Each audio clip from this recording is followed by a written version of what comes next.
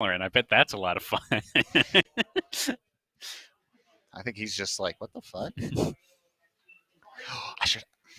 It's taking every ounce of my body not to like ask him because I know he's probably also innocent. But so 80, it's 80 peeps, right? Or I believe peeps? so. Yeah, Or they're Peebs. peeps. As I went over there, he was apparently styling. He was bodying the fools. So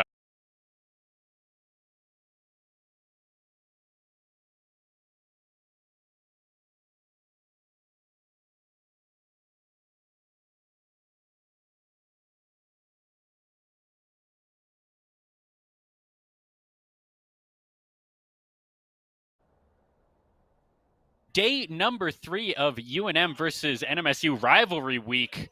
We're about to go into a game of League of Legends here. I'm Dieter Ellikin Cabbage Hambicki. That's Dylan Yellow Cactus Bowman. How are you doing tonight?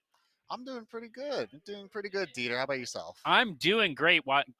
Ready to watch UNM, the league team, play their first streamed match of the season of the year against NMSU. So we'll have to see how they do in this game. I think it's mostly a returning cadre of folks from last year, with pretty much the exception of yourself. That's very true. Yeah.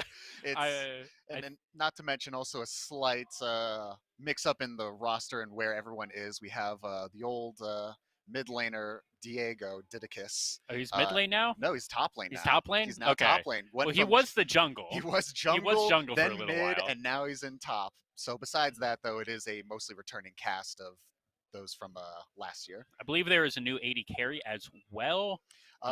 Yes, I don't know if he's playing mid or ADC. I have no idea, but we'll find out. We are just waiting on the pro draft, so we'll get right into that shortly.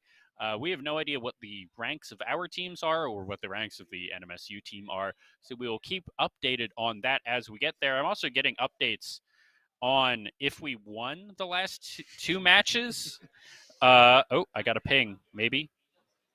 We did not win against NMSU against R6.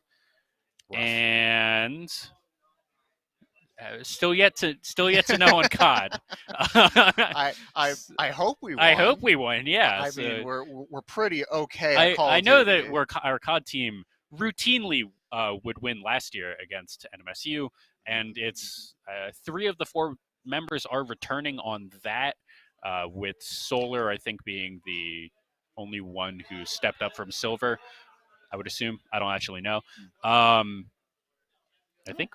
would assume we won. I don't know. I'm just going to assume that we went 1-1 so far. So this is the tiebreaker. Yeah. Let's just assume that. Yeah, we're just going to assume. Yeah, it's fine. Yeah, it's fine. No one's gonna. Okay, we're in picking bands here. Here's NMSU takes out Senna, putting her back in the lantern where she belongs. Oof, honestly, I mean, especially, I don't know about you, but Senna is just one of those champions I just never like to see in a sense of... It's really obnoxious. If it's on the other team, it's like, I know she's not going to do that much, but it's that mental factor. Oh, yeah. Set and Amumu. And Amumu, I think he's leading in the play-in stage at Worlds. He was the most deaths, I want to say. Sejuani, strong jungler here, to take out pretty good. I would also be surprised if Sejuani gets taken out purely because I know Smoosh Bunch. I'm not too sure what his current jungle roster is, but I know that is one of his staples, and so I'm surprised to see it being banned anyone away. Can play Sejuani. That's fair. And of course, Blitzcrank. That is not a shocker. That is one of Christopher's big mains. Yeah, I did see some hot tech being discussed earlier in the Discord where we might see a jungle crit clank. Jungle crit clank. Oh, crit clank. The Instalock Yumi. You hate to see it. I hate seeing that. We also saw a Nautilus got taken out there by MSU or by UNM. And as a player, I hate seeing it. However, I do know that Yumi's strength does rely on having a very strong solo lane carry. So I'm interested to see what NMSU decides to back with that. Leona, that's a good pick into the Yumi. Just good lockdown if she ever jumps off. Also, there's only one target in the lane, so there's only one person you need to jump on to stun. We'll have to see who the Yuumi pairs with. I'm going to assume a Sivir, probably. UNM might just want to pick that one up here. They also can go and pick up their jungler if they think that might get contested. And I'm not necessarily against... I know it has a really low percentage win rate in solo queue, but Yuumi Ezreal isn't the worst because an Ezreal can just be left alone for the longest amount of time. That's interesting. Ooh, 2 tanks already from UNM side. Some real beefy boys over there. That Zac right there shows that they were worried about maybe that Zac being picked away, or they just want engage here. Yep, Yuumi Sivir. Yep. That's a lot of speed. Fairly standard right now. Just as a bot lane, I have to imagine that's going to be locked in. Leona Zac, I do want to see if we get an Ornn here for UNM, and we're just going to be just a go-in comp. That's a good way to get around a Sivir. She only has one spell shield. You can't do it all. She cannot block the Zac E. I actually Leona. do like the Zac into the Sivir just because you get the E in, the elastic slingshot in. That she probably spell shields that, and then you just have either the ult or the Q. And especially if Yuumi jumps off in a Bel'Veth. I understand the idea here. She has a lot of percentage health damage. You have 2 tanks and a Syndra pickup from UNM straight out of Jump Street. Was a very quick Syndra. Has a Syndra mini rework dropped? It has dropped already. She now has the splinters of something. Void Split. I have no idea what they're calling it, but the splinter basically making her kind of like a Cass 2.0. I was actually surprised when that. I didn't even know that was happening. So I was like, oh, I guess they're reworking Syndra. I thought she was in a decently okay spot. And we Seraphine. See, of course, the Fizz ban just to protect the Syndra a little bit more. I don't like that Seraphine ban. That feels like a wasted ban. Because the only place that's going to go is AD carry, and UNM would be in such a low damage comp. With that Seraphine. Yeah, they would need like a really high damage AD top lane. Yeah, and I don't want to put that behind. Like they could, but I'm not expecting it. Exactly. Unless you're trying to bust out the Vayne top lane. Yeah, but I'm not too certain. I do like the Gnar ban. That feels like a good one. Just getting rid of more engage.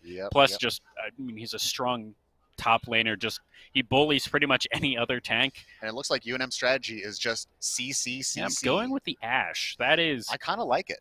It's interesting. Here's what I see. I see a lot of kind of move speed options on NMSU side, but I also see so much lockdown on UNM. What are you going to do with that move speed if you're stunned? What I do like about this UNM comp is most of the CC that you're going to see coming out from a team is going to be in their jungler, their support, or their top laner.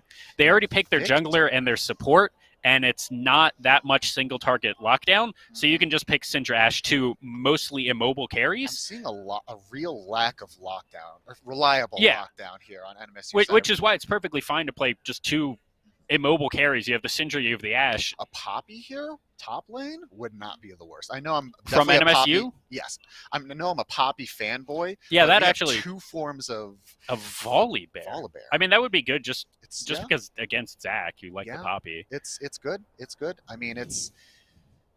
Yeah, I think this is fine. Do we see an Udyr? Nope. We're gonna Ornn. see it. Okay. I'd like the Udyr idea, but Ornn is just the cherry on top of. I like this comp from UNM because it's just you just press R.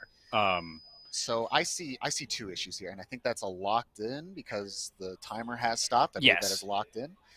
Now here's my issue here. I see a lot of crowd control on UNM side.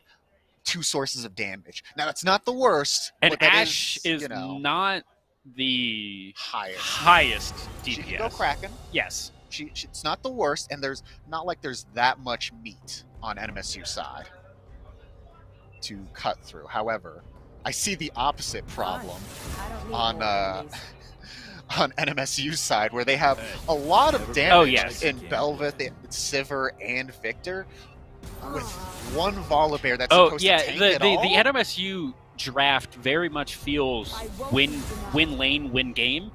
They're just trying to snowball. Their team cohesion isn't great, but if UNM ever gets set up around a dragon or anything like that, there's really not that much that NMSU is going to be able to do about that setup. Especially, Ornn will be able to engage on them. And even if NMSU sets up for a dragon early before UNM can get there, UNM has the tools in their pockets to be able to smash through any sort of ward line. Ornn just simply walks at them. That's Diego. Wait a minute. That is. It was. What was it supposed to be? I thought it was supposed to. You know what? I heard some messages going down in the chat. I think it was supposed to be a Viego pick instead of whatever. Let's check it was some kind of tank. Oh, Zach. Oh yes, it was Zach. Okay, I'm feeling. I do like the Viego a little bit more. That's more damage. I like. Okay, yes. It's also. It's more damage. It's not quite as much ganking power, but Syndra has so much setup. Ornn has so much setup. Leona Ashe has ungodly amounts of setup. Like this, and honestly, again, I'm not trying to play favorites here or anything, but you have the Ornn Horn coming down on this Sivir. It goes towards her along with a Leona ult and an Ashe ult. What is she gonna do? And as long as you layer it properly, there's nothing she can do. Now there is going to be the Yuumi on top of her, so it's still going to be difficult to. I think that Yuumi is going straight onto the Bel'Veth anytime. Most likely, yes. Yeah, that Sivir might just be bait, honestly. Yeah, and that makes it even more of a problem in my opinion, because then you have a Victor now who just has nothing. Like this Victor has. Oh yeah, Victor is so not much. A fan of getting dove on. And even then, like you think about like and I will say it is definitely a really big plus if anyone on UNM side gets caught out by a Bel'Veth Yuumi combo in a jungle with no assistance, they're dead. Oh yes, they are just dead. You cannot get away from a Bel'Veth and Yuumi attached to her. That's just not going to happen unless maybe your name is Viego and you somehow juke them. If you're able to juke away, I think you can get away from it. The final chapter is quite a large area, though, especially in any choke points, so that might become a problem. Viego is also relatively tanky, so I'm not super worried about that. Even if they fight like both of these teams want to fight in a choke point. You have the Ornn Horn coming down. You have Syndra with just being Viego. Yeah, I mean, Viego, well, UNM, everyone here wants to be in a choke point. NMSU over there on the left. I would say so as well. A little bit. I would say so. The only thing, the Volibear, he could go either way. He definitely wants to die. Volibear doesn't care where he fights. He just wants to fight. Yeah. And so I think ultimately it will be who can get that early game lead and who's going to be. I mean, there's going to be tower dives no matter what. I think this is. Oh, we're going to us. Okay. That's what that was. Yeah, no. They can now see us. No, so you're gonna want to look directly at the camera. I think I know how. I think I know how production works. Thank you. But I will say, looking at these top halves of the map, whoever dives whom has to be smart about it. Oh yes. If a Volibear and Bel'Veth, they can easily dive in Ornn. However, he can easily just turn that around on them as well. I honestly don't. This feels very much, even though you do have a Volibear, this very much feels like you ignore the Ornn for the most part. Like, I think you just let him do his thing, and I think if you're UNM, you let the Volibear do his thing against the Ornn. You say, all right, good luck, Didicus. Bye! And I will say, it will be... I have played a decent amount of Ornn in my time, and I'm not entirely familiar with the Volibear matchup. However, I do know that Volibear can be a huge bully early game, especially if he has any jungle support. However, why would you do that when you have this bot lane? Well, it's just like you could dive an Ornn. You could do that. Or you could dive an Ashe. Yeah. But then you have to deal with an Ashe Leona. I'm going to say pre-6, diving an Ashe is just going to be always easier, pretty much no matter who the ADK or who the support is. Sure, diving a Leona does not feel great. But it's still, Ashe only has like 600 HP. Especially if you're able to bring the Volibear down, if you're trying to 5v5 for second dragon of the game or something, you just get that early dive on, kill the Ashe, rotate over to the dragon. That's probably going to be pretty easy to do, especially Leona's all of her power in a dive or anti-dive situation is trying to just kill someone off the tower, and you're not really going to have that when you have a Volibear turning it off. And so what I'm seeing from the team comps, just to finally touch on it for the last part, I think that if UNM pulls the trigger right before anyone on NMSU side can react, they have the tremendous upper hand in any team fight. Oh, yes. However, if it's more of a head-on, I think NMSU does have the better damage per second to just cut through all the tanks once they get to the items. Before they get to the items, I think it's a 50-50 depending on who gets caught out and who gets CC'd where. Absolutely. So this is a best of 3. This will be game number 1 that we will be going into very, very shortly. So who do you have? I mean, I gotta say UNM. I gotta say you, and not to just be biased because it's my boys and everything. Would you say that NMSU right now on their stream is also saying NMSU definitely has this? However, I will say, I think I'm not going to say it's I think it's going to be probably a 2-1 game. A 2-1 match? Okay. I would very much believe that because having been on UNM for the past 3 years and such, UNM does traditionally struggle in the early game, and NMSU has actually been strongest in the early game. So I think if NMSU has any chance, it's going to be in these first 10, 15 minutes, and if they get that lead, I think they're going to smash it. Just looking at skins here, Victor not playing with Win. I don't know who Dark Blaze 9010 is. That must be a new player here from NMSU.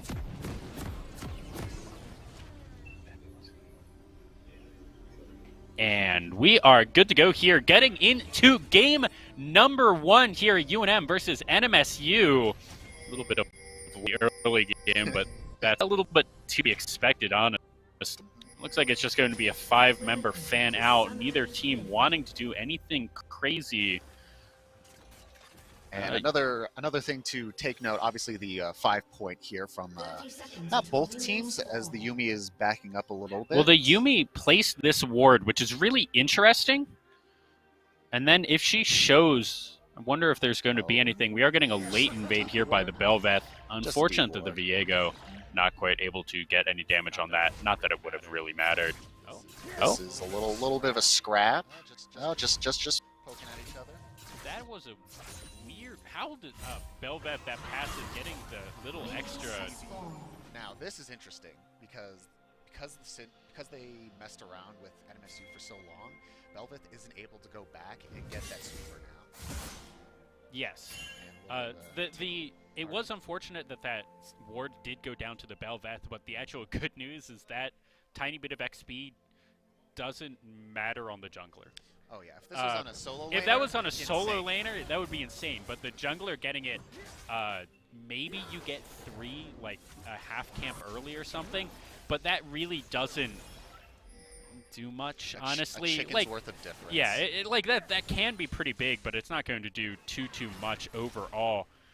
Here, this mid lane, I'm not expecting literally anything. Oh yeah. Now, did you see that effect on the Victor? That might be the new mini rework. We see some here's Ash. Aggression straight out of Jump Street. Wow, that is a decent amount of poke right there coming from UNM already. Oh yeah, UNM knowing the power of Ash very early on, especially pre-level 2, they can do anything. And this is just the Ornn matchup. You're going to get bullied out a little bit. But overall, Tickle Party USA top lane, honestly. Absolutely. It's tank versus tank or off-tank versus off-tank. Is Ornn even considered a tank anymore? Yes, very much so. Hey, I thought he was an assassin. He's a tank, assassin, bruiser, mage. 80 carry? 80 carry, yes. Oh, a good stun there landing onto and this the is a Victor. really good freeze coming here top lane. This is going to be forcing the Volibear to be in a really unfortunate position. And speaking of just unfortunate positions, Didicus there going very low, having to flash out. Didn't die there, but went down to about 100 HP here. And we're seeing the power of the zoomies out of that Yumi. They're getting Abba. Abba? Abba. Let's go with that.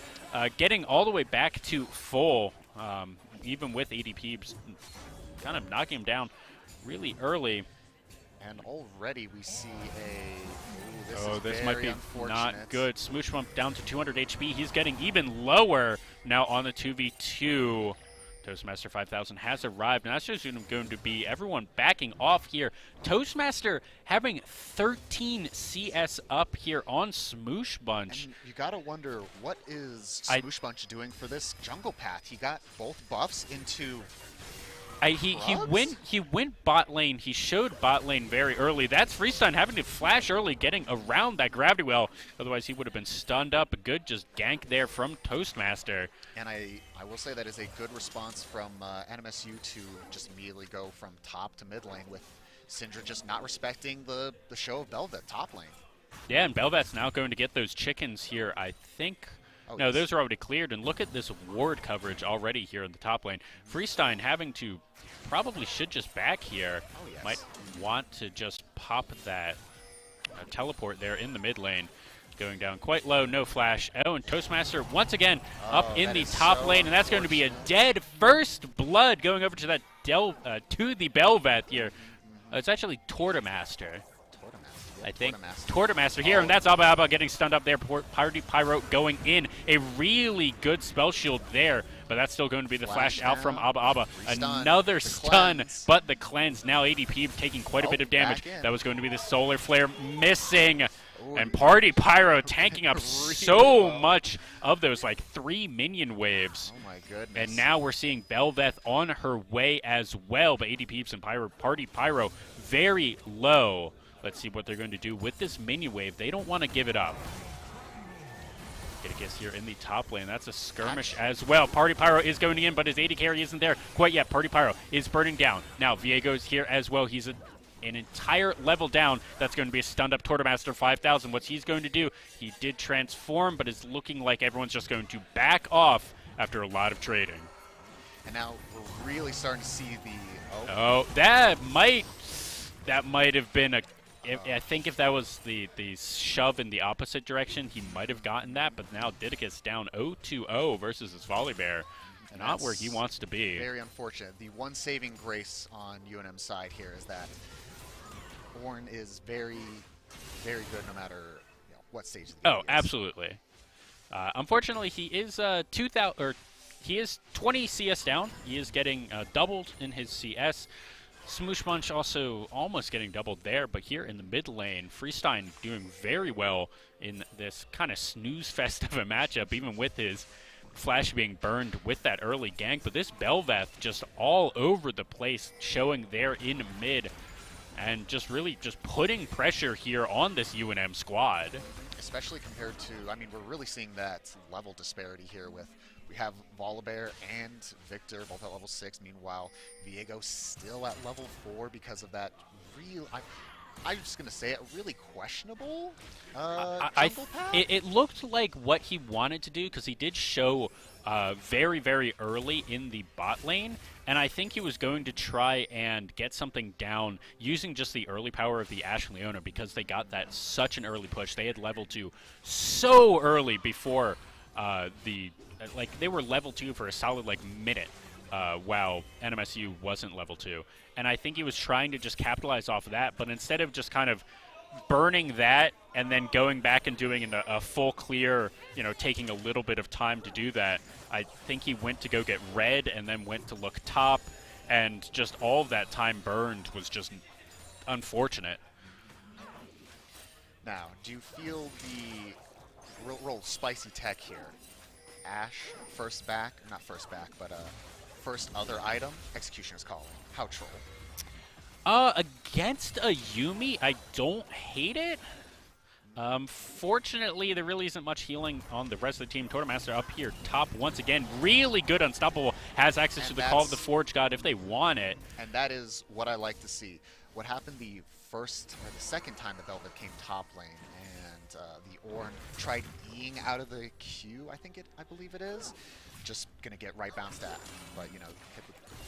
Oh, here, ADP's looking for something. Party Pyro going to get this one. I have to say, Abba going to burn down. There was an exhaust going there down onto Party Pyro. I don't know why that wasn't on ADP. He was doing so much damage, but that was so good. Just presence in lane, dude. Support's so easy, but now Smoosh Munch getting burned down here up in the top lane. Arvalon using his ultimate dodge out of the call of the Forge God, but now Didicus trying to look for something, but that's so much damage coming out of this Volley Bear. Let's see what he's able to do. Smoosh Munch getting down to 300 HP. That's a flash forward. That's going to be him under the tower. And Didicus, he might not be able to do it. Nothing left in the tank. Very low on HP and mana, and now Avarion just going to walk out of this jungle. And again, that is something. Oh, that was a very good enchanted crystal arrow, and it's so unfortunate that it wasn't able to do anything else. 80 Peeps here might just die. No, the minions. The I think he'll be fine. He just needs to make sure he doesn't die from the Q out of Sivir. So mentioning it again, I mean, we still have this Viego at level 5 trying to fight a Volibear that's 2 levels up. I mean, I know that Ornn was there, but it's really just goes to show like what a couple levels difference can really do to the fighting capability of someone like Viego. Oh, absolutely. And Viego not being level 6 there in that fight really was kind of what turned it. That was also just really good, just kind of presence there from the Volley Bear, knowing to use his ult, not called the Forge God, but like Elder God, something like that. I don't remember what it's called. Just to dodge out from the call of the Forge God there and get closer to who he wants it. Freestein going into the ultimate here. Dark Blaze, no mana, no HP, just barely getting out of that one. But Freestein now has full access to that wave, will be able to push it out, probably get a good reset here for himself. Most definitely. We still have this dragon that has not been taken, this infernal dragon that's just been really just being sat on, and I feel like this is a real missed opportunity from NMSU side. Oh, absolutely. Tortomaster has so much just presence right now, and Sivir here would be perfectly fine to just go and leave lane for a little bit. They're so far ahead everywhere else, and it's especially because it's a Sivir with Cull. She's building for the late game. Oh, yeah. You don't care if you're Sivir and you give up a wave because you're going to get every single other minion for the rest of the game. See, but we did see Party Pyro was able to get a kill there onto that enemy AD carry for his own AD carry, so we'll have to see if that happens again. And that was really just doing the Leona thing of, well, you only have one spell shield, I'm going to walk at you. What are you going to do? Exactly. And I was going to say it, I know we can't get a replay, but we did see Abba just holding onto that spell shield, trying to find the right moment for it, and their cleanse came up 2 seconds after they died, which is the most tragic. Oh, here, Tortomaster is here. That's a good flash into the final chapter. That might be AD Peeps going down. Abba has gotten that. Party Pyro using his E to get a little bit more damage. Now he's going to go back in. Smoosh Munch is here, but that's Tortomaster going into his ultimate form. Smoosh Munch having to use his ultimate to get out of there. That's a good 2-man stun, and now Tortomaster gets 1 kill, 2, I think, from that fight. Abba gets 2 himself. Already has a shutdown on himself. That's a Rift Herald, and now Tortomaster is going to get so many Voidlings off of that. And that was just one of the most tragic things you could see. I think that was just, honestly, so much greed and miscalculation on UNM's side. We saw 80 Peeps and Party Pyro both holding their flash from the Yuumi ult. Because of that, they not only got exhausted, but they also got knocked up by the Velvet to the point where once they did flash, it just didn't matter anymore, you know? It's so much damage. I'm going to say at a certain point, Smoosh Munch, I don't think you want to be here, buddy. And after a certain point, once the Ashe died, it's kind of like, okay, what are you going to do here, Viego? Like, why are you even here, you know? Oh, yeah, that's once the Ashe died, who I think he probably should have just not flashed at all. I think he was dead. Once Abba committed his flash to get the final chapter stun onto him, I think you basically say, if you don't get the reflex flash to just like get out of there, you just say, okay, I'm dead, everyone else leave. And I think that should have been the call. Instead, you can maybe salvage that, at least not giving over 2 more deaths over to NMSU. You still give over the entire turret, I think, with the Belveth right there, but we'll have to see. And it's just these like small communication mishaps. I think some people on UNM say, "Oh, that was a huge amount of damage." Now Freestein is going to actually dodge out on all of that. Abba didn't seem like he wanted to go in on that Yuumi pulling the trigger a little bit early. I mean, it's again, as we said in the pregame, we have NMSU really just taking a hold of this early game, and we have UNM with these.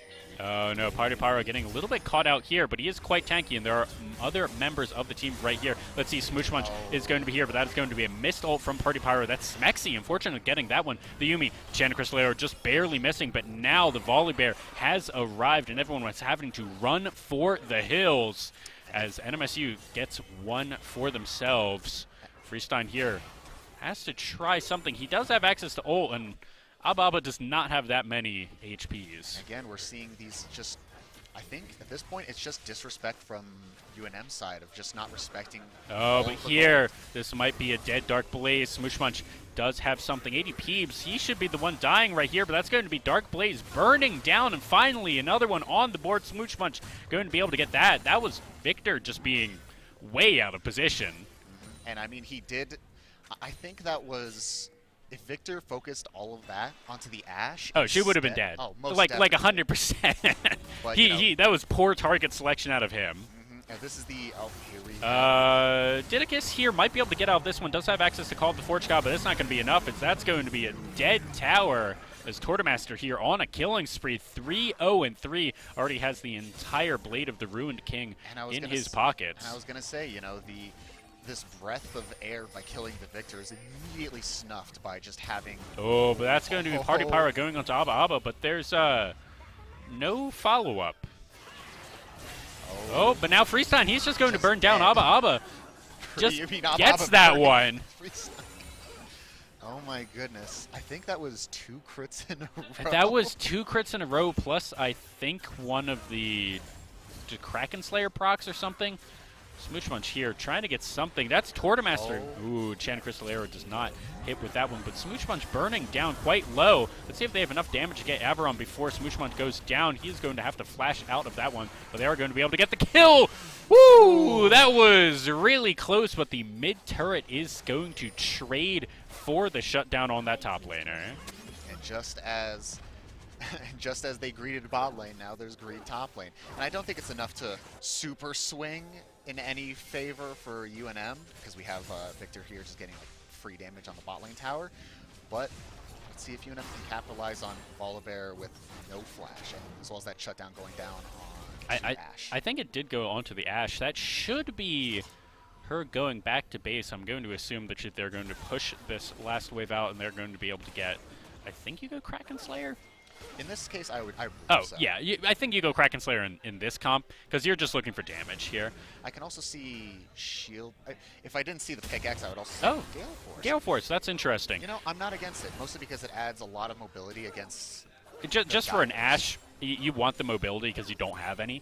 So yeah. I don't hate that. The one thing I do like that this Ashe, she is 7 CS up against her opponent, which isn't a lot. Smoosh Munch here should be fine.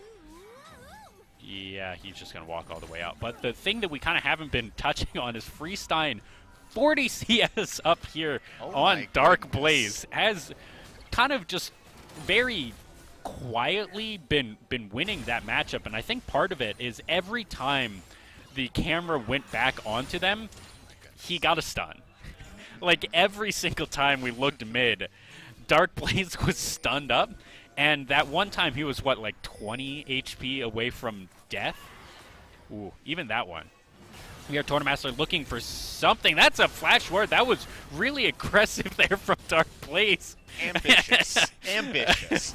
He's ambitious. Now, that was... is that both sums out of the mid laner? Maybe. That was...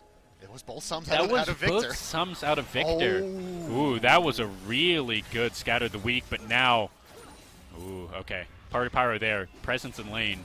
And this is sure everyone's where out of there. I think we need to see the Ornhorn just go down on... because they're all right here, that should be what they would have done because they called the Ornn down. But I think right here is it's second turret, or it's second dragon. Just give it up. Yeah. And I really don't hate that call. But now here, that is going to be a on the hunt popped from Sivir trying to look for something. But everyone was able to scatter. I don't hate it. What I would have preferred is instead of pretend like if you're going to give up the dragon, go top lane and go mid, get the 2 towers, get some gold back in your favor. Oh, absolutely. I mean, I always hate the watching them do the dragon from the sidelines, especially like 4th dragon, you fight that 100%. But 2nd dragon, who cares? At 18 minutes? Yeah, 2nd dragon at 18 minutes. That is such a non-issue for you that it's even 2nd dragon at like 13 minutes. You still go, whatever. And again, I've been seeing this consistently with this game.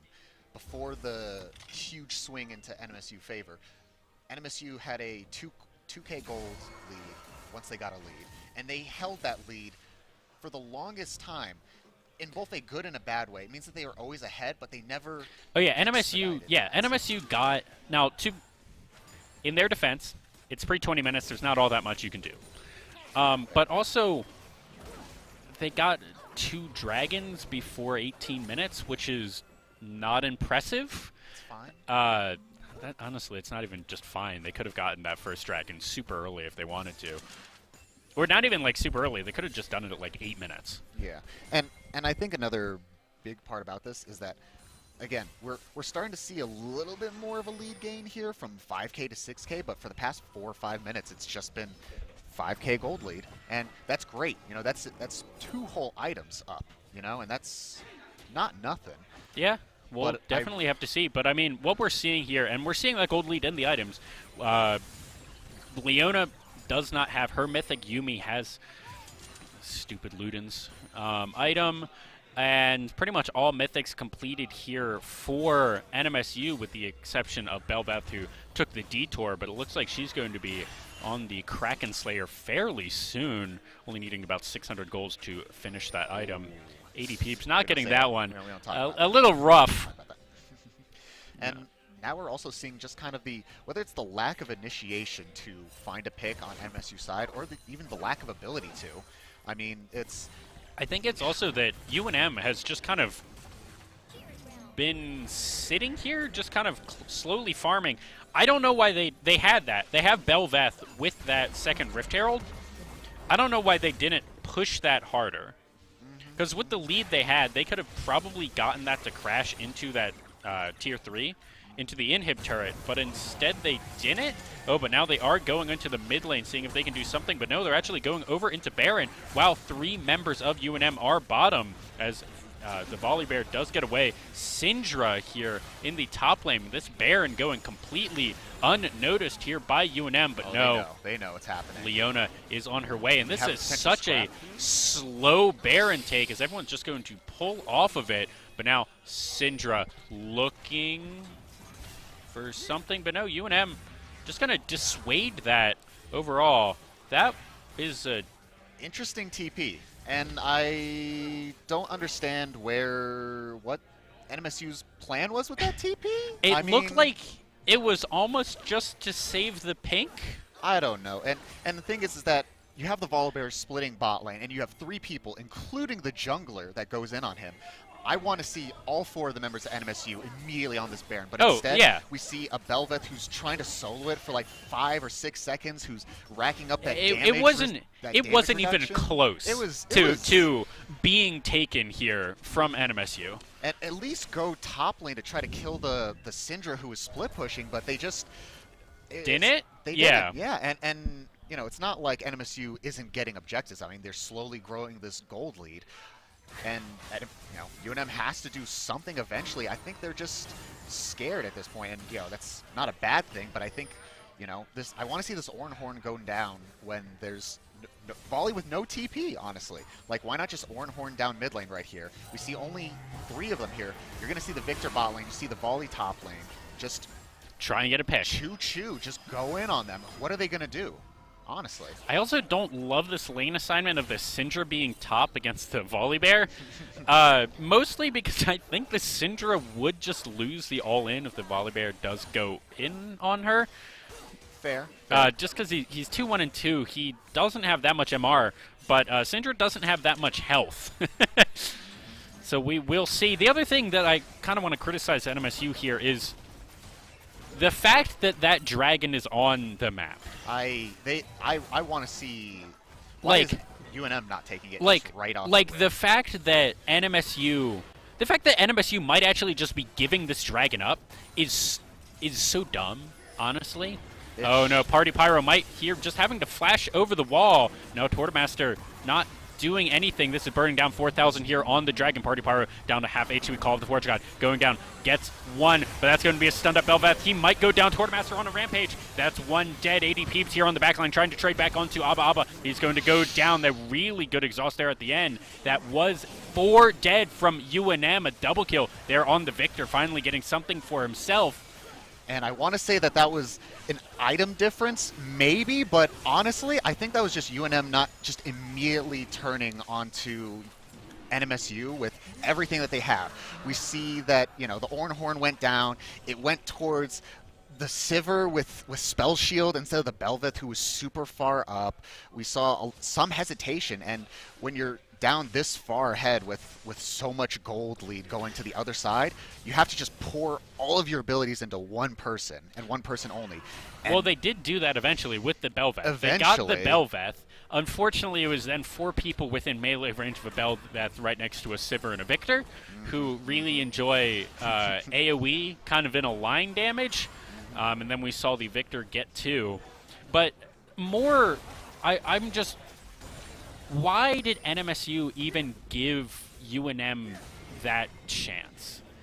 Because you're up. You know you're up. There's no way you don't know you're ahead in this game. You have 2 dragons. Yes. You have full control of everything.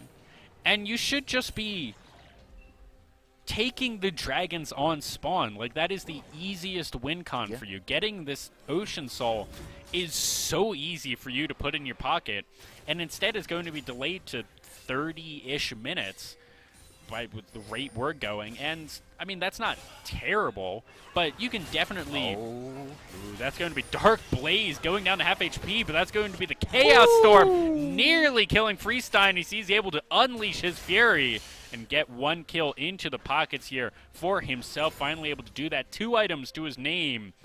And what is that, like 80 CS up, 70 CS up? Finally able to do something there. But now UNM first on this Baron. Let's see what they want to do. Bel'Veth is around, so I can't imagine they want to do anything. Oh, no, especially with Freestein having to let's see. Ooh, Tortmaster is going down. That was a good unleash. Furies. Tortmaster gets killed as this Baron is going to go into the pockets of UNM. We have to assume Party Pyro is going to be here. And it looks like no one's going to come over here from NMSU until it's too late. And we have 6,000 here. TP from the Volley Bear. Freestein has no HP, no mana. That is 80 peeps nearly going down. Oh, but Smoosh Munch, he's unstoppable. Everyone has to go out. UNM, everyone's down so low. Smoosh Munch, he's going to go down. Smexy gets Party Pyro. Diddy gets teleported in. Too little, too late, as the Baron did go down, but now Didicus has to run for the hill. That's a good flash. So I think he might be able to get out of this, even with the Yuumi following. We'll have to see. He has a lot of HP. Let's see who gets... It's really going to be who gets that Blast Plant first. Oh, no. Oh, no. Oh, no. Tragedy there as the top laner for UNM goes down. And that should be Baron now into the pockets of NMSU. And that is, again, the hesitation from the Ornn to just... I mean, why did he not just immediately teleport? Or even better, why didn't... I think, honestly, if you're the Ornn, you just burn the ultimate to stop the teleport from the Volley Bear. Like, I think your team probably wins I think it was only like a 2v4 at that moment. But here we have Freestein teleporting in 4,000 here on this Baron. Let's see what good they're going to be able to do. 2,000. Ooh, I thought that was going to be something, but that is going to be Baron here for NMSU. Dragon in 90 seconds. That will be Soul for NMSU if they want it. And now I will say this Volibear is going to start becoming... He was already somewhat of a problem to the side of UNM, but now he's going to be a really big problem with these items. I don't know if we can kill him. Is what I'm going to say, especially now with that Warden's Mail. I was going to say with the Force of Nature coming down, Well, now with the Warden's Mail as well, the one thing I don't like about that Volibear build is I don't think you get that Thorn Mail that early. Normally, I would agree with you, yes. I think it's more so just because there's a Viego to try to counter. And same with the Ashe, you know, a lot of auto attacks. Well, the only thing I know is that Frozen Heart is so much more armor efficient than Thornmail, and you don't really need the heal cut right here. Oh, but that is not going to be anything. That was so much damage. And again, Victor, though. Why did we not just throw the air? Oh no, Smooch Punch here is going to get stunned up by everything. But that was a really good 3-man stun out of Party Power, but he's just going to burn down now as Tortomaster absolutely deletes him off of the Rift. Now Didicus has to run for the hills. Called Fortshot is going to go down onto Abba, and Didicus now burning down. But here, AD Peeps trying to do something. Abba went down because Smexy jumped off him, but now Tortomaster on the middle. He's going to clean up this team, as NMSU might just look for the end here. 20 seconds on Smooch Punch, 17 on Party Pyro. And there wasn't even Volibear that fight. There was not even a Volibear that fight. And this is now the gold speaking. This is no longer a... I mean, to an extent, it was the lack of immediate decision-making of just saying, all right, we're going to blow all these abilities just to catch out the Victor. Sure, fine. It's now a, oh, well, we all got half health by a Victor E, and, oh, well, now we have to try to get out. Oh, do we at this point, I think it is definitely an enemy. NMSU has to try to lose this game. Oh, yes. At this point, they have to repeatedly kind of run it in. Smoosh Punch taking down the half HP. My God. Buddy, you don't want to be there. Just give it up. Oh my goodness. Yuumi, what a champion. Untargeted. 25 Magi stacks. Yep. This Tortomaster here going down to about half HP, but he's pretty much going to be fine. This is a soul here wearing NMSU as Party Pyro looking for one last throw, not getting a good ultimate there. Didicus now diving in. He's going to last a little bit longer. That call out the 4-shot, not going to be able to go down. Double kill coming out for Victor, as this might be the end right here. Freestein looking for something. What is he going to be able to do? And that's going to be Volibear turning off the towers. Party Pyro looking for something. Freestein looking. Dark Blaze looking for another one. Might be able to get it. He's going down quite low as Tortomaster. He's going let down as well. As so far, NMSU looking just to end this game. Volibear looking for something. AD Peeps going to finally drop right there. Freestein looking for something, not able to do it. That's an ace. That's going to be NMSU taking game 1 of this best of 3. Wow. What a game 1, huh? Yeah. Yeah, that was a little rough. A little rough. And that's the thing, is that exactly what could have happened, you know? NMSU got the huge lead early game and just completely smashed UNM with said lead. I mean, we said, or I said that NMSU was drafting a win lane, win game. I see that bug still here. Oh. Yeah, NMSU drafted the win game, win lane, win game comp, and then they won the lane. Very much so. Unfortunate. The interesting thing is that Freestein actually won the lane. Unfortunately, he only had a CS lead for most of that. He wasn't actually able to kind of do anything until really late into the game, where he was able to get that kill off on Victor, and at that point, it was unfortunately too little too late. And I think it wasn't, by no means, I think this was a draft difference. No. I think this was just a decision-making, as well as a, I don't want to say a commitment issue, but kind of a will they, won't they, oh, do we do this, oh, do we do that, and also just not playing their own game. I think UNM tried playing the reaction game instead of playing the smash whoever we see. I don't think you draft that comp and play reaction. You draft a completely different comp. You draft that comp if you're UNM when you see someone and you're like, well, we're just going to kill them. Exactly. And we saw so much of that lack of... They had so many go buttons, but no one was willing to press any of them. Exactly. And it's like, it's not necessarily that the trigger was never pulled. It's just that it was pulled by the time that someone was half health or someone was out of position. They had an entire firing squad, and they were all of them had the blank. Unfortunate. It's so unfortunate. And all of that kind of spiraled from just like these small decision, and that's the thing. I don't think it would have been the hugest thing if there also wasn't these small decision and gameplay mistakes here and there. You know, we have a level 2 jungler against a level 3 jungler. We have, you know, the wrong abilities being used to dodge CC. We have, you know, certain missteps here and there, positioning-wise. I want to see UNM ban the Bel'Veth. I don't know. Like I also This one is slightly less controversial.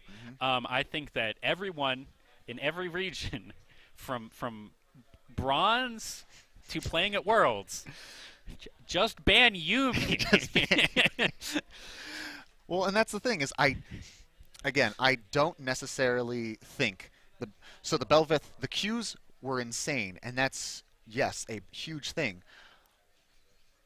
But also, I think it was the combo of the Yumi being attached to the Belveth to get her into these positions to be able to do that. Oh yeah, I think you ban one or the other. Belveth would not have done as much if there wasn't a Yumi. Exactly. So I do think if you're looking at this draft and you say, what difference do we want to do? Good God, Smoosh Punch is level 930. Well, Freestein is 955 if we're looking at level size here. What was I talking about? Right, Yumi. Well, also Squirrel. the Yumi, not little known part of it, but also a big part, buffing the attack speed. Yes. On top of buffing attack speed on Belveth and Sivir, that's not nothing. Well, the other thing is like that UNM drafted a good lane counter. Like that Ashe Leona was smashing that lane. It was great. And until Belveth came. Mm-hmm. And unfortunately, I don't think that would have, if that was a Sedge, if that was Zach, if that was literally anyone, that Belveth would have, the insert jungler would have still come. Mm-hmm. The difference is Yumi can't jump off of a Sivir and do dumb things with the belt with a jungler, as she can do that better than anyone else. If that's an Alistar, if they decided to try and like thresh game against the Leona or something like that. And I think another big part of that is that, I'm going to be honest, I wasn't really feeling the Viego pick. And it's not necessarily because of the... that Viego pick would have been much better if they weren't consistently a level down. Exactly. I think that's kind of just the problem with all carry jungles. Mm-hmm. If you fall behind, you're absolutely useless. Oh, yeah, definitely. Whereas if they had picked the Sedge, I know that was banned away, but if they had picked the Sejuani... Or the Zac, even. Or a Zac. Mm-hmm. I don't think we would have seen the Zac. But Udyr, I guess. I don't know if... Is he even still a jungler? In Rammus.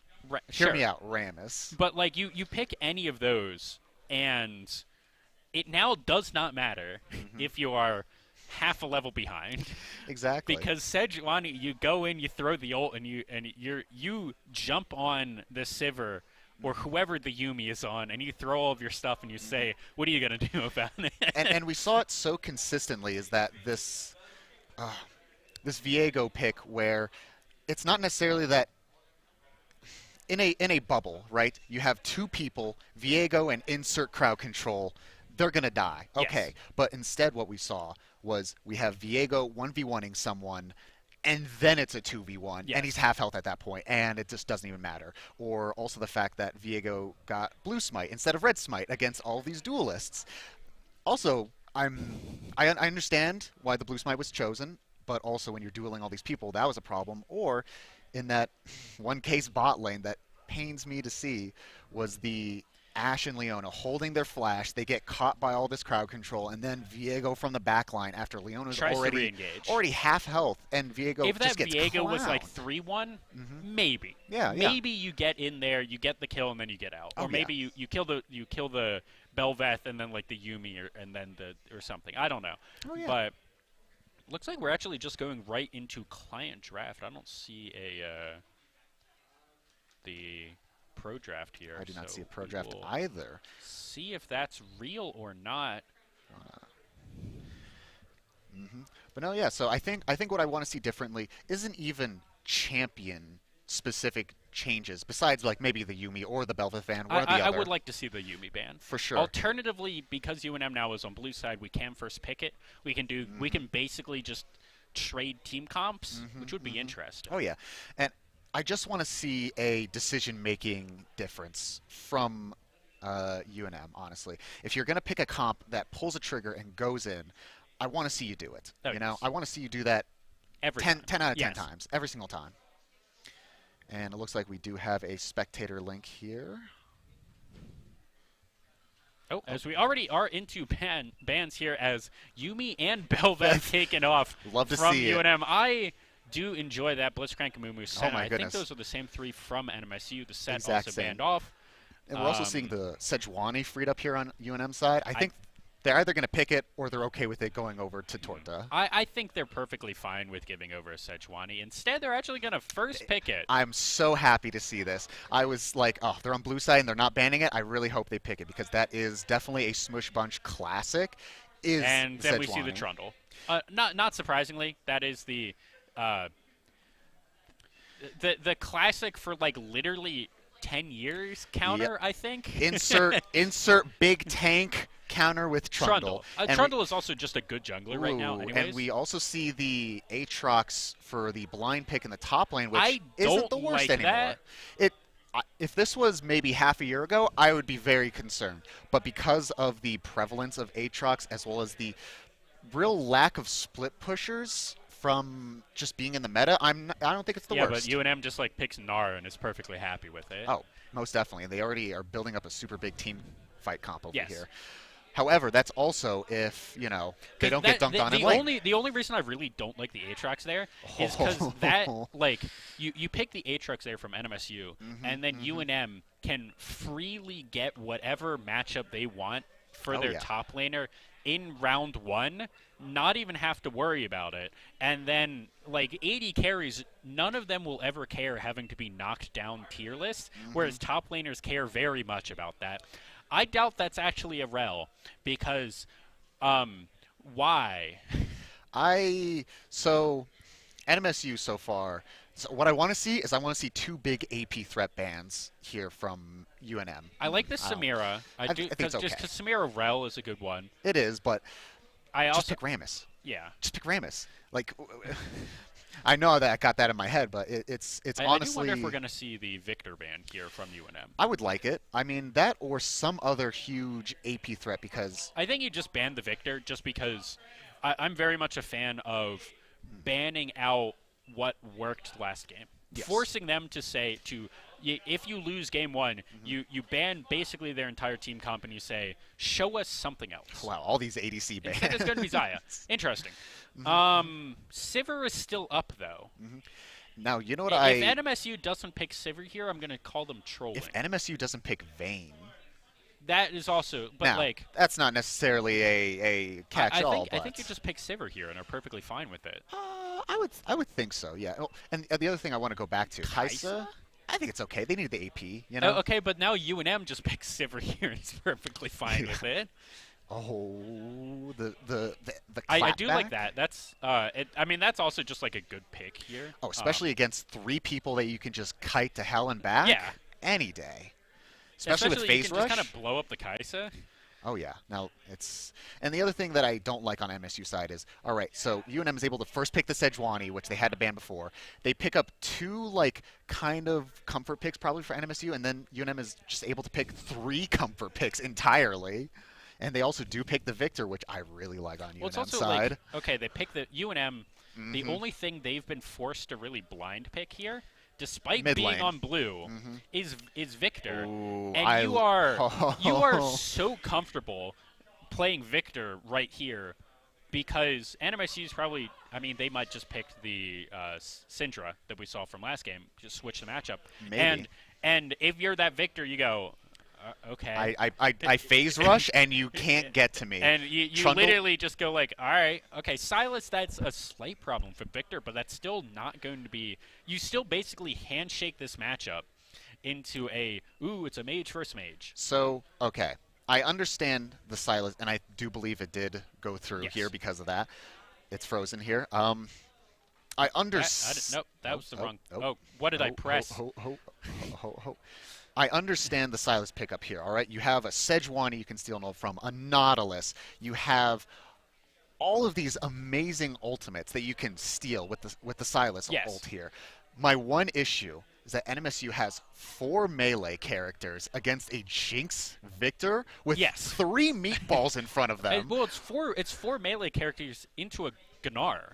That is the dream. And that's the thing. And I will say, again, this is all hypothetical. That is the dream. However, my one issue... Well, it's four melees into a Gnar Sejuani. You are so content doing that. It is going to be Kite City. And now, this is also with the caveat, right? That UNM just doesn't fumble the early game. Yes. If they don't, if they can good survive. News is this is not, with kind of the exception of Trundle, because that's a sort of early game jungler these days. Yes. Not hugely, but like has tools to get stuff done. NMSU doesn't have the tools that they had last game to do things in the early game. Is how I'm going to phrase that. Yeah. And I think UNM has more early game power than they did last game as well. They have an R. They have a Sejuani, which saying Sejuani is early game power feels weird.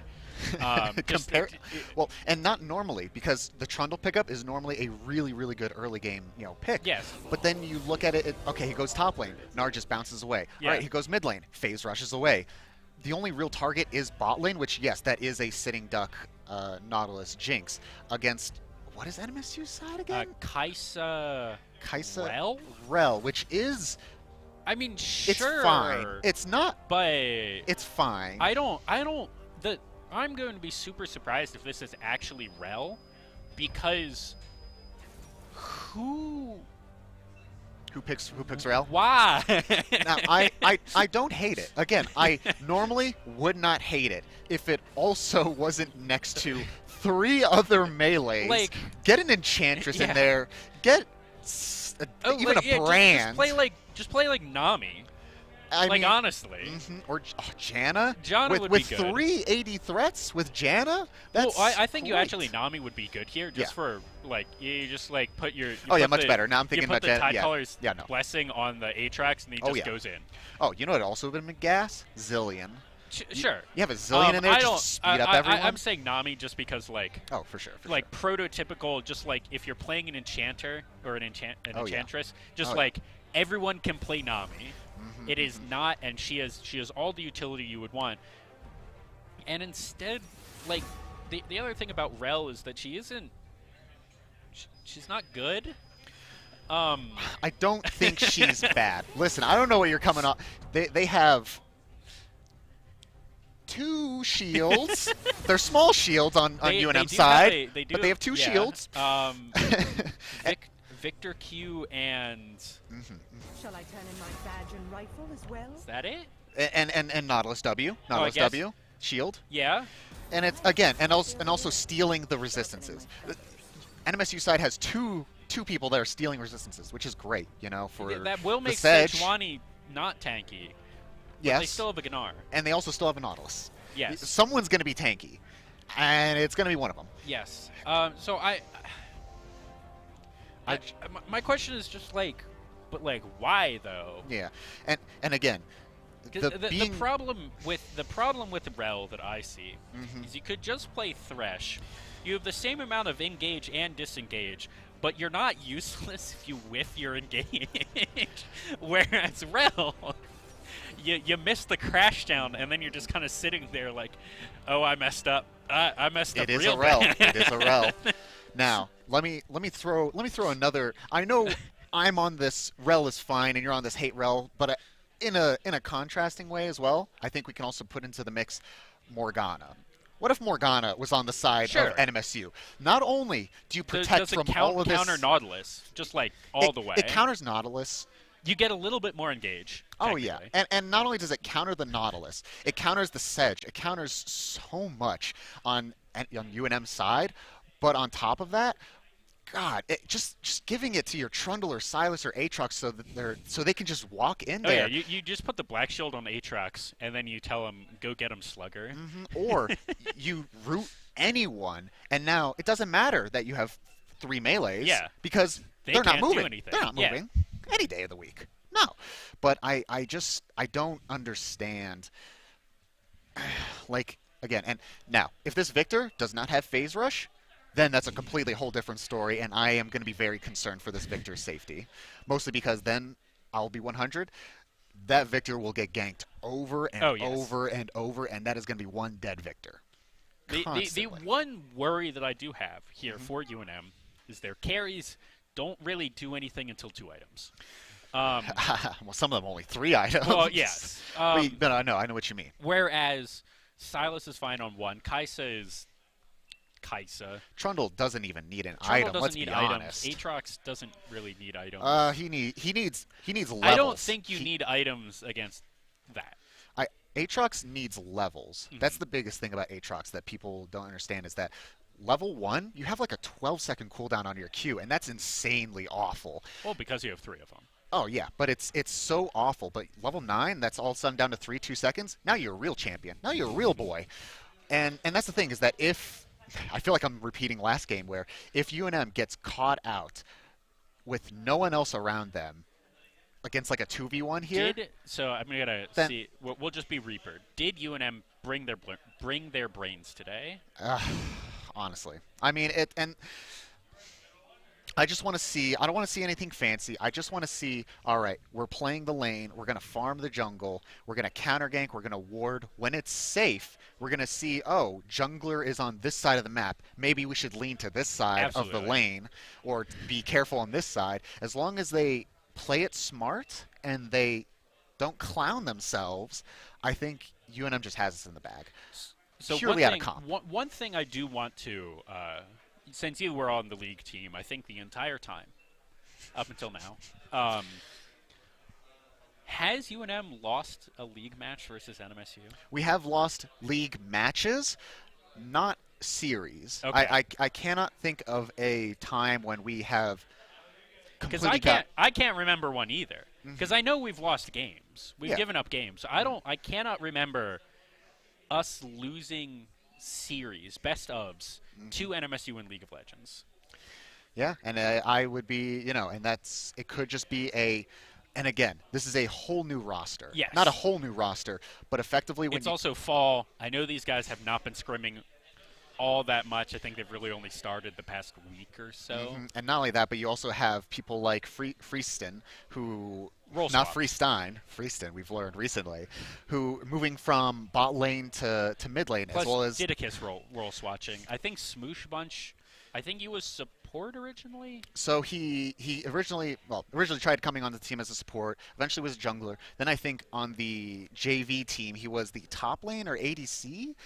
So this man has been everywhere as well. And so not only are they uncomfortable they haven't just ran it back over and over and over each game, but also just I wouldn't say, it's impossible that they completely lose the whole set and everything. I'd be sad if we didn't at least take one game off, but I don't think it's Jinx impossible. Has exhaust. I am okay with that. And we do have, is that a phase? That is Airy on Victor. And I am unhappy seeing that, as well as a little behind the scenes. If we can, I don't know if it's possible to swap the side of NMSU and UNM. Oh, that was not the one I wanted to click. There we go. Because they are on blue smite, red smite. And yeah, everything about normal. NMSU here looking for a 5-man engage on the bot side. Not super surprising because they have a tank support. I don't think they're going to get anything, especially because they're just going to face check into a Nautilus who can get out. Yeah. And honestly, though, even if it goes awfully wrong, they still got another game they can do. They're willing to blow an early game lead absolutely. Here. And I think you go for this 100% The only thing that of the time. I would like to see is as soon as NMSU starts rotating, but no, Smoosh Punch is backing, so they won't be able to get a deep ward in. This is going to be a very, very late invade. I don't think they're doing it. I think they expected the invade because of the Nautilus. Why would you invade as UNM? You would not invade against that team. Whoa! Even not even just against this NMSU team, but why would you invade Oh, is this the late invade? This is the Victor. Oh, this is going to be a late invade. They are getting spotted. They have the ward. Smushmunch is going to take it off. That's going to be a crash down onto 2 here. Abba trying to get something. Party Pyro flashing out. See what he's able to do. That's a flash ward. That's going to be Party Pyro going down as 80 Peeps trying to get something back as Tortomaster down very low. Smite's available. That's another crash down going down. Smushmunch has to get out of here. This is going to spell disaster for UNM 2 minutes into the game. And that is just so, you just hate to see it. Not only do they get the kill, but they also steal the buff on against a Sejuani who is just going to be fighting to get back into this game, as well as going for... immediately went up towards that red buff, which and then decided not to do it. Probably too risky. I mean, I applaud the going up there initially just to try to Hail Mary it, but also now just wasting even more time. It's so unfortunate. Yeah, absolutely. And 80 Peeps just on Jinx did not have the damage there, and that is also the problem with Nautilus is you do not have that much HP. You're really just kind of dependent on positioning and on your W being up for all of the shields. The good news, Didicus did not take like 1,000,000 damage there because it's against like a level 2 Aatrox, so already Didicus having a much better lane than last game. Not to mention starting with the, as I call it, the Dungle's shield. So he's a lot more defensive start, not looking to get behind early game this time. I don't know what that means, Dylan. Instead of Doran's shield, it's Dungle's shield. All right, crash down, hitting 2. Already 80 Peeps trying to get something. That's already going to be an early exhaust going down as Abba trying to get something. Zap doesn't do all that much as Party Pyro burning down now as 80 Peeps trying to get something. Another good crash down as Party Pyro might just die here as 80 Peeps not able to do anything as Void Seeker goes wide. And we're just seeing this, that the early game from NMSU just completely out, just blowing out of the water, UNM. Now, I'm not a fan of Rel. I will still be on record, I'm not a fan of Rel. However, when you do get the 2 crash downs in a row, like that is Rel is good when you hit her abilities. Which is not both non-controversial and also like a well no shit. Yeah. Wow, if every champion did exactly what they were supposed to do, they're great. It's like, wow, she did crash down twice and she got 2 different 2-man knockups. That's now, pretty good. I will say this is a really nice recoup here on the Sejuani. Level 3 to the level 3 on the Trundle. I think this is a fine enough, motion. Oh, and looks like Rel could be in a... No, with the Trundle on the other side, they're not really able to do anything with that. Trundle actually not getting anything with that invade. Arbion looking for something here, but a good just hop out by that Gnar. And Narkin here he's perfectly fine with that. All right, just push it into me. I'll freeze it. And again, we're seeing this 1.5K gold lead. We'll see if it stagnates. We'll see if it grows even further. If NMSU wants to, what I want to see from NMSU, trying to play on the devil's advocate here, is I want to see them not stagnate their lead. I want to see this lead become exponential for them. The only thing that is kind of okay about this lead from UNM side is it is all on that Kai'Sa. Like if you're able to get a good shutdown on that Kai'Sa, it's pretty much gone.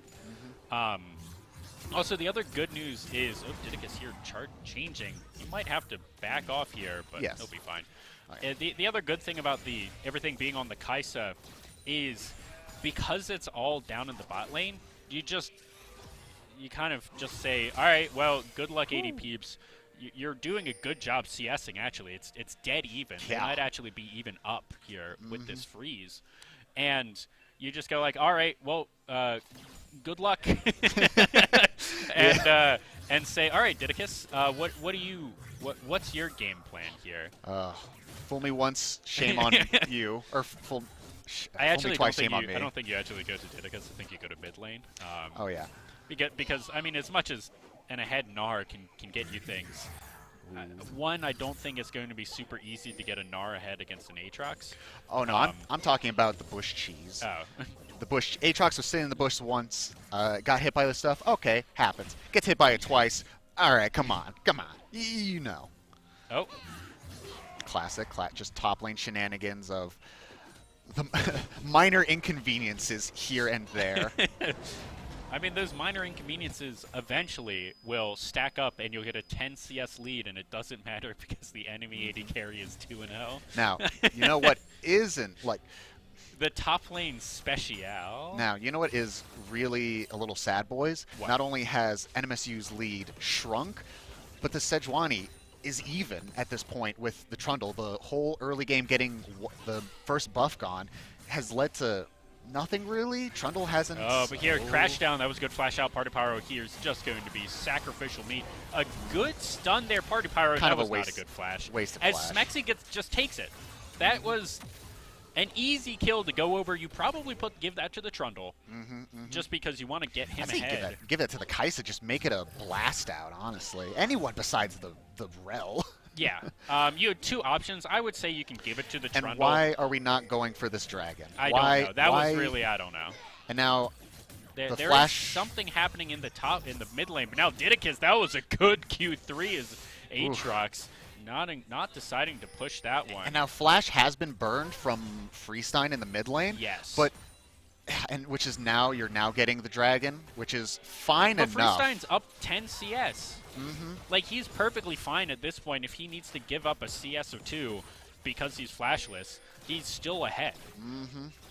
Is Party Pyro looking for something? Smoosh Bunch is here. That's going to be Alba Alba flashing or face checking in as Smexy is going to get something. Tortomaster is here. That's going to be a really good flash forward by Smexy. Let's see what they're going to be able to do. Another flash forward as Party Pyro might just die right here. Alba Alba on the front line. He's going to go down, I think, very low. 200 HP, 100 HP. He's burning down. That's a good shutdown. Now Smooch Bunch able to heal off of that as Smexy's going to go down as well. Smooch Bunch taking that one as Didicus is going to take one on the other side. A dive gone horribly wrong as Tortomaster going to give up this dragon as UNM take it all. Now, I don't want to say it, but why did you go mid lane instead of just getting the dragon when you could have? I not only was Tortomaster not super low, but lower than he really needed to be to like fight in that 3v3, but they fought in such a choke point where the Jinx was able to just put down the chompers and they couldn't go anywhere, and all of a sudden you have just people getting singled out. Trundle couldn't do anything. And over chase by Abba Abba, then he was on the front line next to a Nautilus, and he was like, wait a minute, guys. there's a Kaisa right next to me. and I will, in the words of our old president, Mark Bylone, I will say, Jinx just autoed them. He just autoed them. And honestly, that's all I needed to do. And not only did he just auto them, it led to 2 kills going down on UNM side, and that lead is basically non-existent on NMSU side. Gold. 700. Like, it's not nothing. It's probably still mostly on Abba Abba. We have ADP's just going to get Bunch. something. Yeah, Smoosh Bunch. I think that's warded, or maybe they just kind of guessed by how aggressively ADP's was playing right there. But one way or another, this lead in the bot lane is pretty much gone. That was such good, and now this is Smexy. Should just die. Sure, the crash down does hit, but that's just going to be a Glacial Prison. Smexy's going to die here for the team, and AD Peeps will pick up one more. And this is exactly what I wanted to see from last game. I don't care what you use for it. Who cares if it's a Sejuani ultimate? It's going to come back eventually. Just use it. Get another kill onto the Jinx. Honestly. Yeah, like, you just give fine. it to Jinx there. And especially because it's a Jinx, you're perfectly fine with giving her every single kill you're able to. Freestein here did use all of his abilities. He's going to get a good stun there. Oh. But this is just going to be money into the pockets here of AD Peeps. And he's going to be perfectly happy here. Didicus now stabilized in the top lane. Ooh, that Q2 does do quite a bit of damage. And the thing is that, like, Trundle successfully stealing away. And see, Didicus has now understood, like, what he has to do against this Aatrox in the dodging aspect. Yes. And that's the thing. Honestly, I'm okay with Didicus not even getting a lead. He's going even. He has a kill under his belt, and he is big chilling. He does not need to. Well, he's a Gnar. Yeah. Like, he is perfectly happy. In any Gnar matchup, you're perfectly happy to go even into a carry like this. If you're going even like this into a tank, there are some problems. But like into a carry like this, you're perfectly happy to be dead even, a kill up, and you'll just come into a team fight and just kind of hope to do more than them. Mm-hmm. But here, fights over a ward. Oh, in mid lane, we could see some action here. No flash still. Does not have access to the flash, but he does have access to just about everything else. But where Dark Blaze is positioning, I think he knows something is up. Oh, yeah, definitely. And the only reason I'm even the slight bit no, greed. he greeted for the cannon. Oh, but that's such a good Chaos Storm. Freestein's still going to go down, but that's good depth charge, good zap. That's going to be having to get something, and Smexy now might just get pulled in here. Party Pyro is burning down. Smexy trying to get something. He's just going to go down as AD Peeps on a killing streak, 3-0-1. As that mid lane, Freestein nearly got out of that, but did the top lane thing of, oh, there's a cannon, I need it. And like, again, that wouldn't be a problem if he just had Phase Rush instead of Airy. This is the problem. Oh, yeah, he definitely would have gotten out of that. I think the good news is I think UNM trades towers here. Oh, not only that, but we also get Abba is going to go down. Party Pyro does trade for one, but I think you take that trade. Oh, yeah, any day. Here, Didicus trying to do enough damage here to Avion, but that's going to be a Mega Gnar scoop backwards. Oh, not quite enough. But he is showing that, hey, I can do stuff to you now. I'm not a weak little dinosaur anymore. But that's still only a 700 gold lead with mid tower going down. A 4-0-1 Jinx at 13 minutes. And now that is a mid tower going down before 14 minutes, so that's all that plating going into the pockets of NMSU. But conversely, that's all of that gold, and it's still only... Yeah, that's all of that gold, and it's only a 900, 800 gold lead. UNM in a very good spot here. And I would say, you know, you have a 4 kills on this Jinx is so much more impactful than 1 kill on a Silas and 3 on a Kai'Sa. Yes. Especially this absolutely. early. Especially this early, and especially with the amount of frontline that UNM has here. This isn't like a Jinx that's 4 kills that needs to fend for herself. This is a Jinx with 4 kills that is going to be perfectly happy, just kind of sitting in the back line and just being like, well, someone stuns someone and I will auto-attack. And that's a... Oh, no, good hop there. And something we've seen from a lot of the fights bot lane besides... I thought he was doing it. Well, different iterations of UNM supports would have done it. And we see... And in UNM, just going to get second Dragon of the game here at 14 minutes.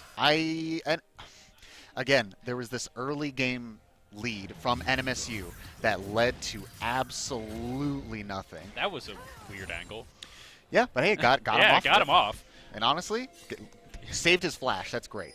But like, as I was going to say, we saw this in like the bot fights. Not only is Smoosh Bunch showing up to these bot fights and Tortomaster isn't, but we're also seeing, oh boy, here's Rel diving in. Oh, now we have a 250 move speed champion that has to try to get out of Nautilus, Jinx, Sejuani. Oh, well, yeah, we've seen Rel.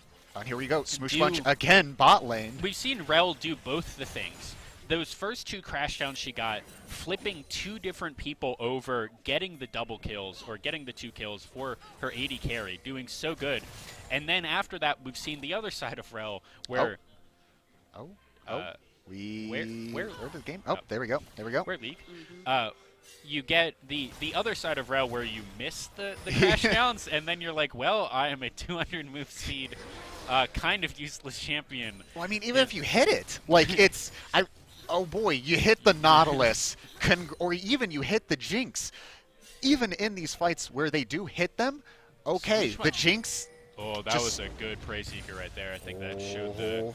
Oh, but now it's a 3v3. 80 Peeps, a little in the middle of nowhere. Oh, it's actually a 4v3. Trying to decide something They have to know something is down, up. But now Smoosh One's have to get out of here. 80 Peeps just still in the back line, trying to do something. Super Mega Death Rocket doesn't get anything. Not going to be able to get anything, but now she's excited. Might be able to get something. Let's see, and that's going to be a huge Chaos Storm. 2v2, Tortomaster trying to find something, just not going to be able to do it. Double kill here for the Jinx. Dark Blaze has to flash. That's going to be the zap of flash. flash forward. ADP getting a little greedy, but another 2 kills in his pockets. 650 shutdown for the AD carry of UNM. And this Jinx is just becoming so much of a monster because, all right, you got the Sejuani, all right, you got the Nautilus, they're the 2 meatballs. Meanwhile, you have this Jinx just peppering you with all this true damage and rockets from a distance that you just can't get to her. Like you saw. The gold is dead even. UNM to the slightest lead. But here, UNM doing so much better than in game 1. Just plus getting the bot lane turret. These gravity wells out of that Victor really just changed that fight. And that's I besides the fact that it's kind of like the semi clapback of, oh, we're gonna take what you picked last game.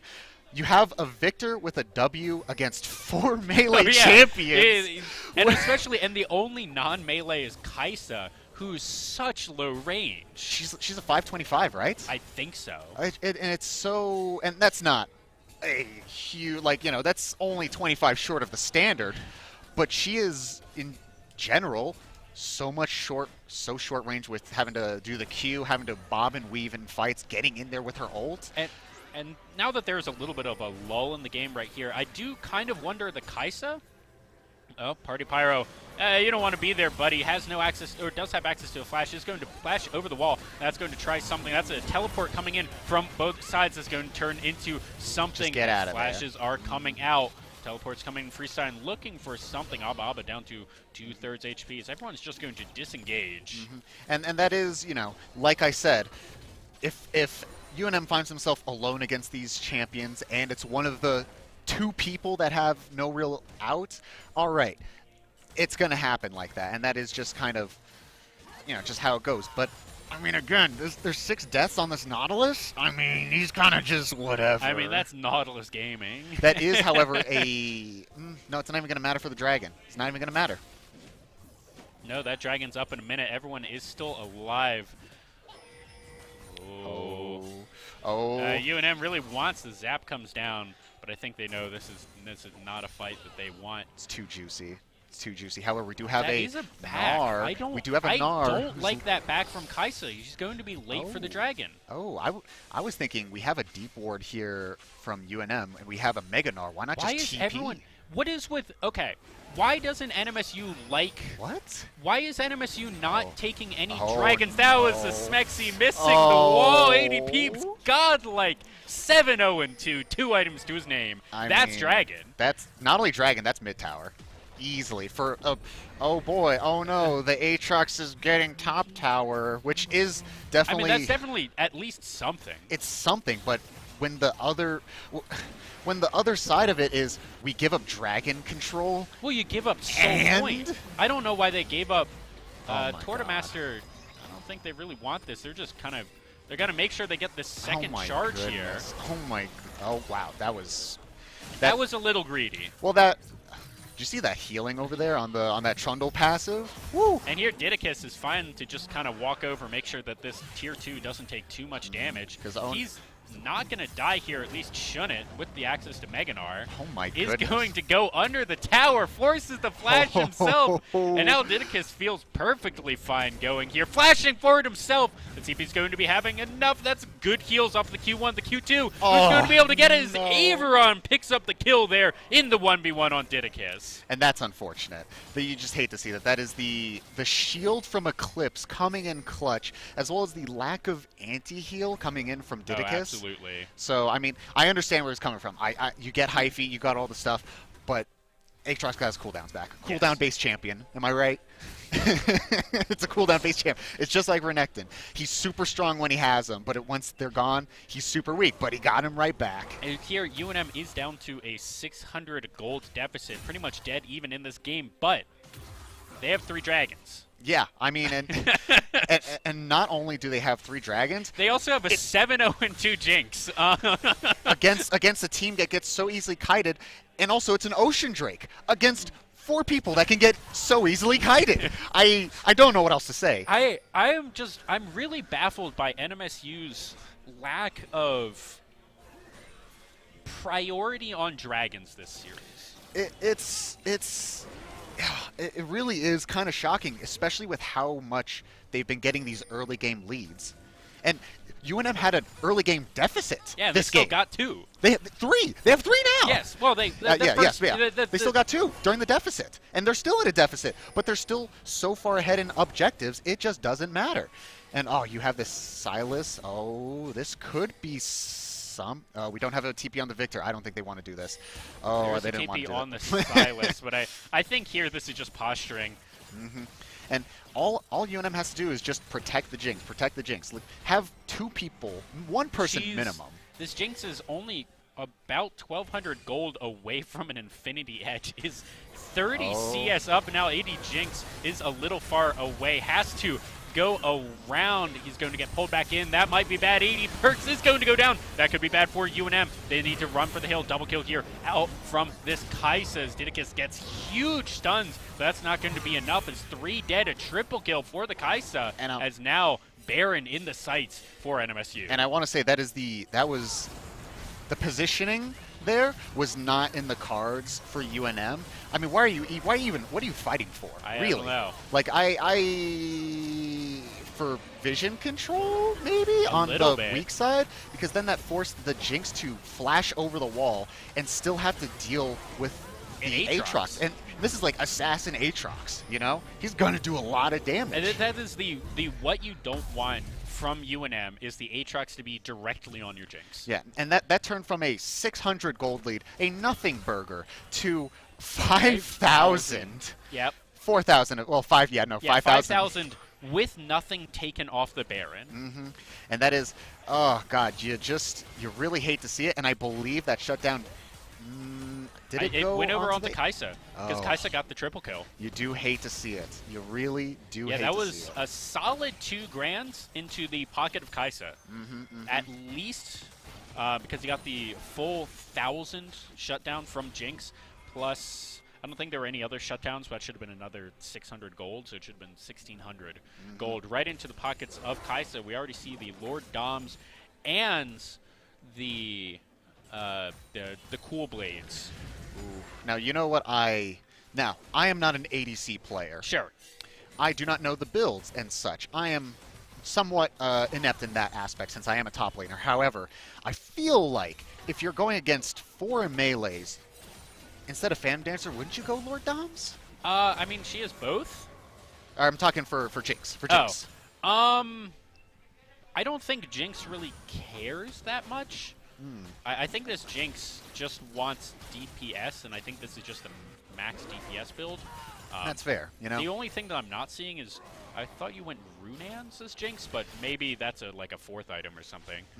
I would imagine we are going to see a Lord Doms or some sort of armor shred come out for the Jinx. Smexy here in a little bit of trouble. I have to imagine 80 Peeps now trying to do some damage. Tortomaster going all the way down, almost half HP for himself. But now 80 Peeps in the middle of 3, does not want to be here. Let's see if he's able to kite it out. No, and he's just going to go down. Zaba on a rampage. I think it's here a little bit late. That was too little, too late. As he's going to go down before anything else can happen. Is Freestein trying to get something. Is 4 dead for UNM for the trade of a support. Now,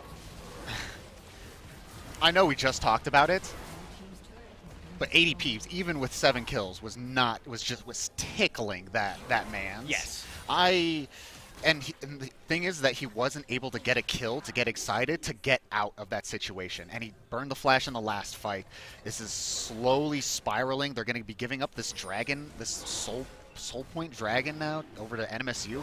NMSU just went from being in a really, really sketchy position, kind of in a lead, to a very dominating. It was a very even game, but you were playing an even game against a 7-kill Jinx.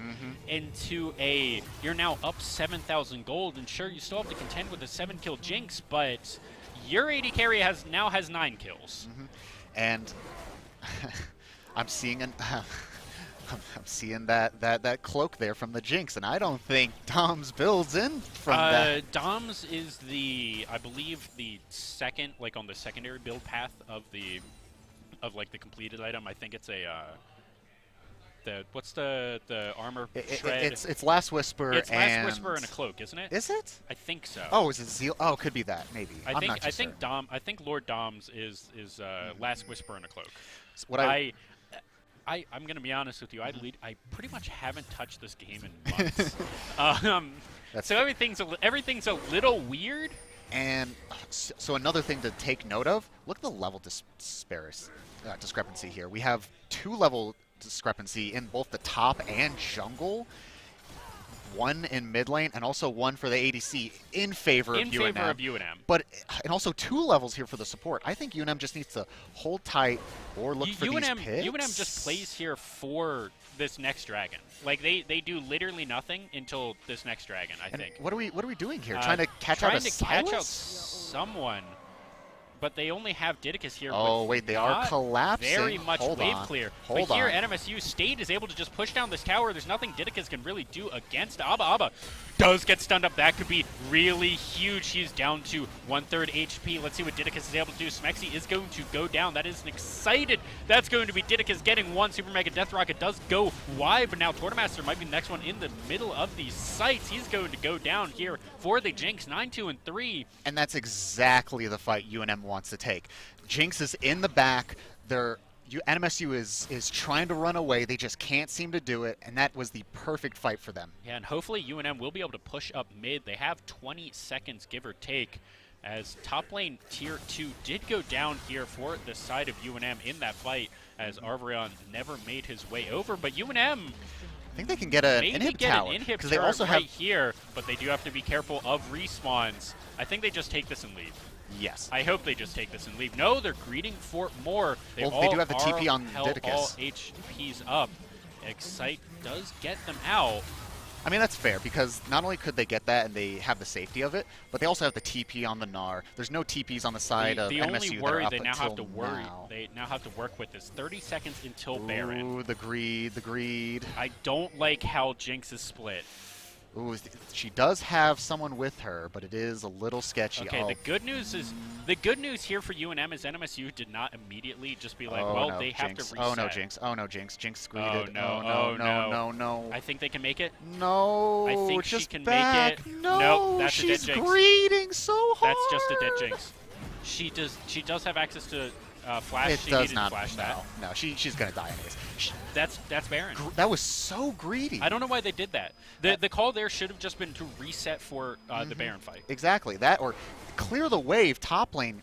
Maybe is the greediest play ever, but to then go down and assume. I think the call there should have been you get the inhib, which they did, and then you run down mid, you reset, and then you try and make it back before NMSU was able to burn down the Baron, and you try and just get some sort of Jinx rockets into 5 people around Baron to a million AoE. And that's the thing. I'm not against the greedy play entirely. It's the fact that it was just it was a gross overstay. It was with Baron being up in 20 seconds. Well, it was also it's getting the red buff, getting the top wave, and then being like, oh, I can just go get this Gromp. No sweat at all. It's like, did you not see all of them not only moving forward, but also clearing vision towards that direction? Do you think they're not going to just... Well, now UNM looking for this dragon. Ooh, are they trying to goon the bush? I think maybe. But no one else is around. Oh, all they need is Jinx. Honestly, all they need is Jinx. But Jinx is 15 seconds out, whereas everyone else... That's no. Please don't take that blast. Holy...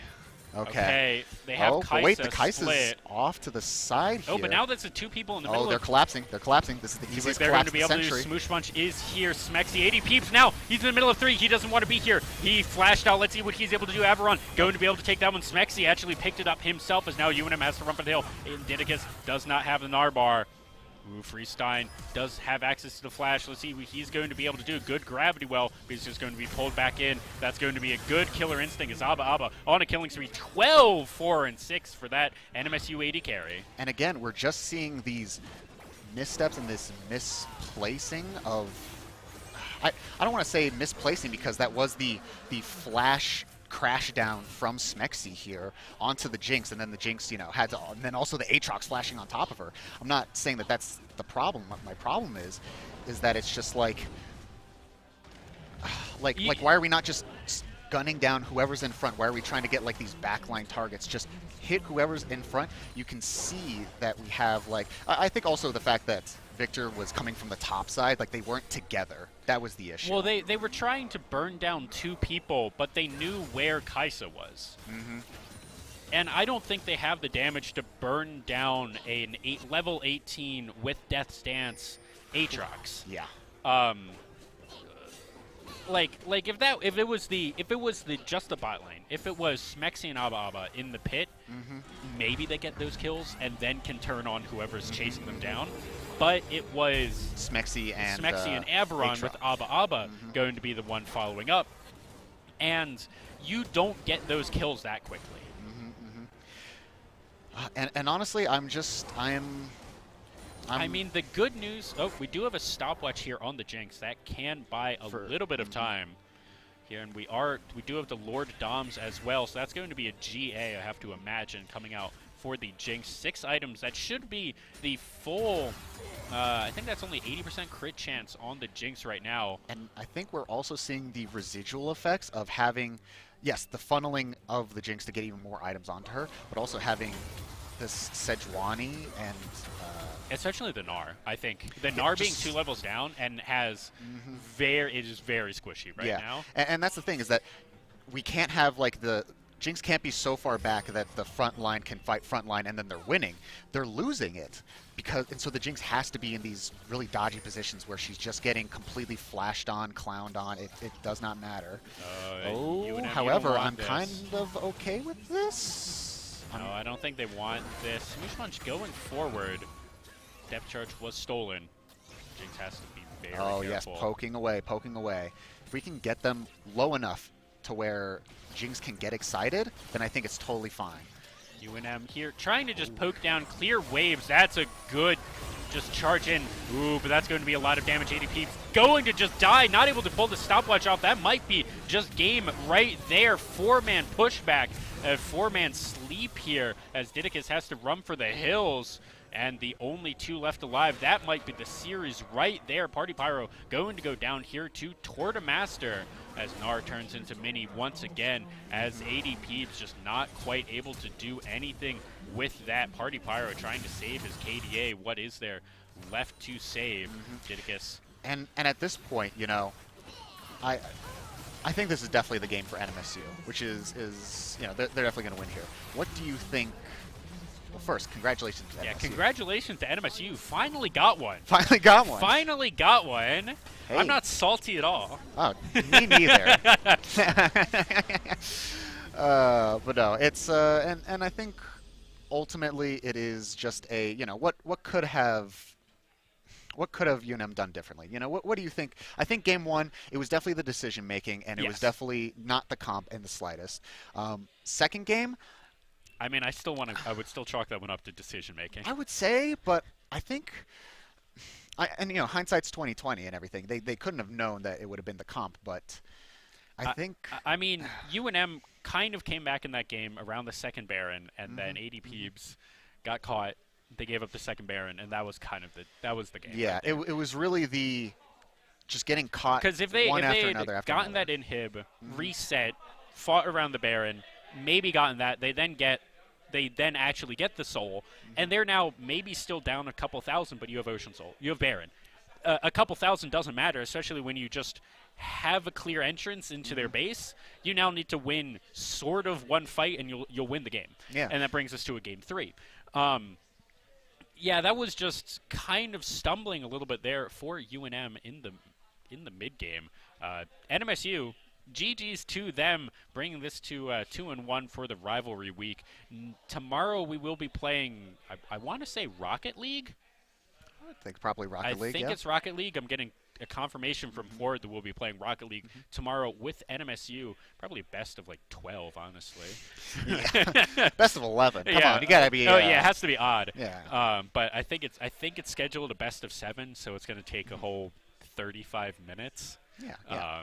We might just like keep going though, because it's Rocket League. Yeah.